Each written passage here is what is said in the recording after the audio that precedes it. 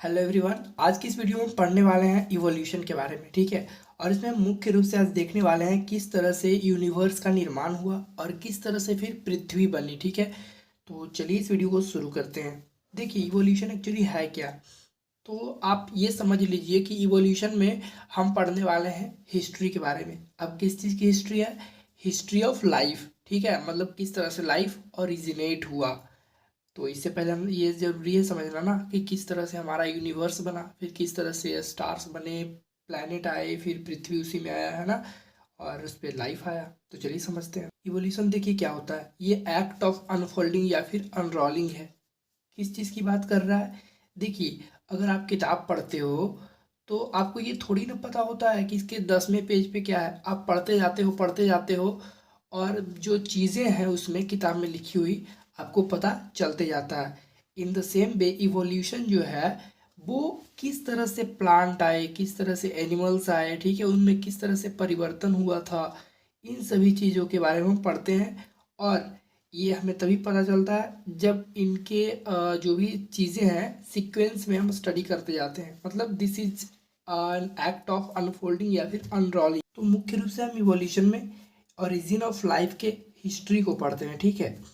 जैसे कि देखिए एक एग्जांपल है, जैसे कि आप स्टार को देख रहे होते हैं। ठीक है। जब आप आकाश में स्टार्स को देखते हो तो जहाँ पे वो स्टार आपको दिख रहा है ना, वहाँ पे एक्चुअली होता ही नहीं है। मतलब ये हुआ कि वो स्टार्स न जाने कितने बिलियन ईयर्स अब वो वहाँ पे एग्जिस्ट करते थे, अब वहाँ से वो खत्म हो चुके हैं, जिनके की रोशनी जो है अभी तक आ रही है। ठीक है। मतलब जब आप स्टार को देखते हो तो इसका अर्थ ये हुआ कि आप पास्ट में झांक रहे हो, है ना। पीपिंग इनटू द पास्ट, मतलब आप भूतकाल को देख रहे हो, है ना, जो कि एक्चुअल में भी है ही नहीं। तो जो बीत चुका है उसे आप देख रहे हो। ठीक है। और जो भी इनके बीच में डिस्टेंसेस होता है उनको उसको स्टेलर डिस्टेंस बोलते हैं। ठीक है। जो कि लाइट ईयर में मेजर की जाती है। मतलब स्टार्स बहुत ज़्यादा दूर होते हैं, ठीक है, उनके बीच के डिस्टेंस को लाइट ईयर में मेजर करते हैं। अब चलिए समझते हैं कि ओरिजिन ऑफ यूनिवर्स के बारे में, मतलब कि ओरिजिन कैसे हुआ यूनिवर्स का। ये समझ लीजिए कि ये जो डेट है ना बहुत इंपॉर्टेंट है। ये 20 बिलियन ईयर अगो यूनिवर्स का निर्माण हुआ था। और देखिए यूनिवर्स का जब निर्माण की बात आती है तो इसमें बहुत सारे थ्योरीज दी गई थी, जिसमें कि सबसे ज़्यादा मोस्ट एक्सेप्टेड जो थ्योरी है वो है बिग बैंग थ्योरी। ठीक है। जो कि एबे लैमेत्रियन ने दिया था। ठीक है। तो चलिए जो इम्पोर्टेंट चीज़ें हैं वो हम यहाँ पे देखते हैं। तो एक्चुअल में हुआ कैसे, क्या हुआ था कि यूनिवर्स का निर्माण हुआ, कैसे हुआ। तो कहा जाता है इस थ्योरी में, बिग बैंग थ्योरी में, कि एक स्मॉल पॉइंट था, एक छोटा सा पॉइंट था। ठीक है। और उस पॉइंट का मास इतना ज़्यादा था, मास एनर्जी उसमें बहुत ज़्यादा था। ठीक है। और वहाँ पे हुआ एक्सप्लोजन। उस समय से वो एक्सपैंड करता जा रहा है, जैसे कि ये पॉइंट है, ठीक है, ये एक्सप्लोड किया तो ये फैलते गया एक्सपैंड कर रहा था। ठीक है। और अभी भी एक्सपैंड कर रहा है यूनिवर्स। ठीक है, इस बात को समझ लीजिए। तो एक्सप्लोजन हुआ तो वो फिर एक्सपैंड करने लगा। अब जब एक्सपैंड करने लगा तो उनमें बहुत सारे गैसेस भी थी। ठीक है। फिर उनका क्या हुआ, कूलिंग, मतलब जब ठंडा होने लगा। पहले तो एक्सपैंड हुआ तो टेम्परेचर बहुत ज़्यादा था। ठीक है।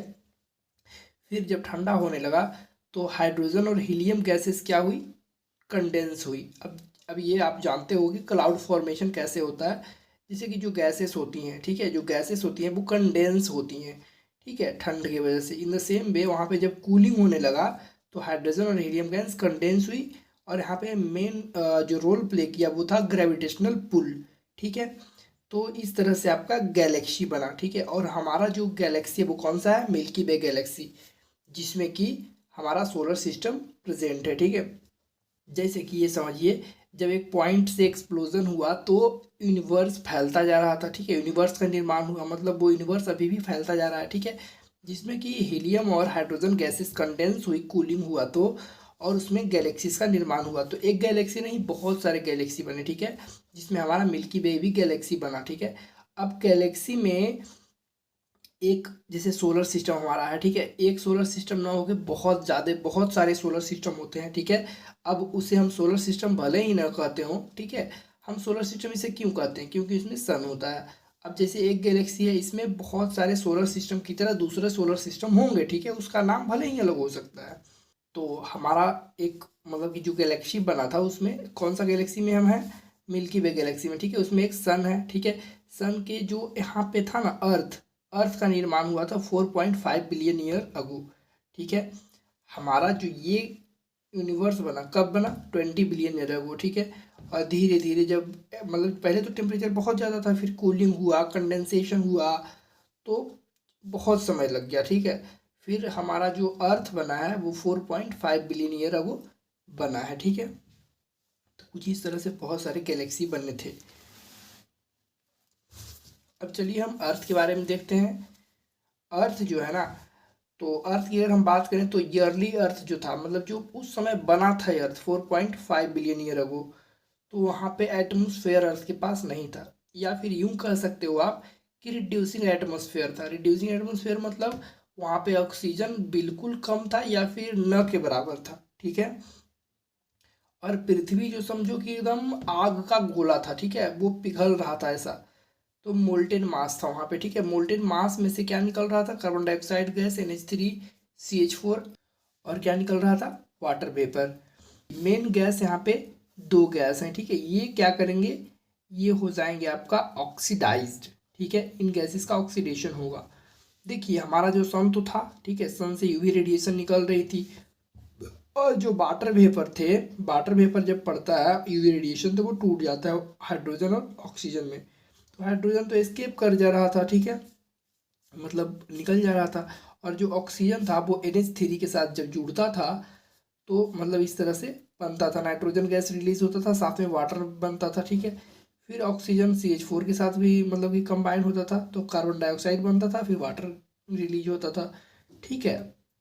तो आप इसमें मेन रूप से ये याद रखना कि जो ईयरली अर्थ था, ठीक है, उसमें जो मोल्टेन मासेस थे उसमें से कौन कौन सी गैसेस निकल रही थी। तो कार्बन डाइऑक्साइड था, NH3 था मतलब अमोनिया, और मीथेन गैस था, साथ ही साथ वाटर वेपर भी था, ठीक है। अब देखिए जब कूलिंग हुआ, जैसे कि जो हमारा पृथ्वी है, अभी पृथ्वी की बात कर रहा है, ठीक है, जब पृथ्वी जब ठंडा होने लगा तो वाटर वेपर भी कंडेंस हुई, ठीक है। वाटर वेपर जो एटमोस जैसे कि पृथ्वी है, ठीक है, इसके चारों तरफ ये सब क्या है, वाटर वेपर फैला हुआ है। तो वाटर वेपर भी क्या हुआ, मतलब कि कंडेंस होने लगा कूलिंग की वजह से, और कूलिंग हुआ तो ये सब कंडेंस होकर भारी होने लगा, भारी होकर गिरने लगा पृथ्वी पर, ठीक है। और पृथ्वी का आकार कुछ एकदम गोल गाल या फिर अंडाकार जो आप पढ़ते हो अभी वैसा नहीं था, इसमें गड्ढे गड्ढे से थे, ठीक है। उसमें ये सब जो कंडेंस होकर गिरने लगे, ये ऑसियंस बने। उस समय जो यहाँ पे ओशियन बने थे वो काफ़ी हॉट थे, ठीक है। उनका जो जल था वो काफ़ी गर्म था। एक बात और भी याद रखिएगा कि जो इसमें ओशियन बने थे, ठीक है, उसका पानी तो उस समय गर्म था, तो ये गर्म था तो वार्म इसको बोल सकते हो कि वार्म वाटर था, ठीक है। तो आप ये याद रखना कि जो डार्विन था इस वार्म वाटर को क्या बोला था, वार्म लिटिल पॉन्ड। इस सी को उसने वार्म लिटिल पॉन्ड बोला था, किसने, डार्विन ने, ठीक है। डार्विन ने इसे बोला था वार्म लिटिल पॉन्ड, ठीक है। तो आप डार्विन में W आता है इसीलिए ये बोला था वार्म लिटिल पॉन्ड, ये आप ऐसे याद रख सकते हो। और एक और साइंटिस्ट था वो था हेल्डेन, ठीक है, हेल्डेन। इसने बोला था इसी चीज़ को, जो इसने जो ये ऑसियन था, ठीक है, गर्म पानी को क्या बोला था हॉल्डेन ने, हॉट डाइल्यूट सूप, ठीक है, हॉट डाइल्यूट सूप। एच से हेल्डेन, एच से हॉट, आप याद रखना, ठीक है, इस चीज़ को बोला था। चलिए ठीक है, नेक्स्ट वीडियो में हम करने वाले हैं theories of origin of life.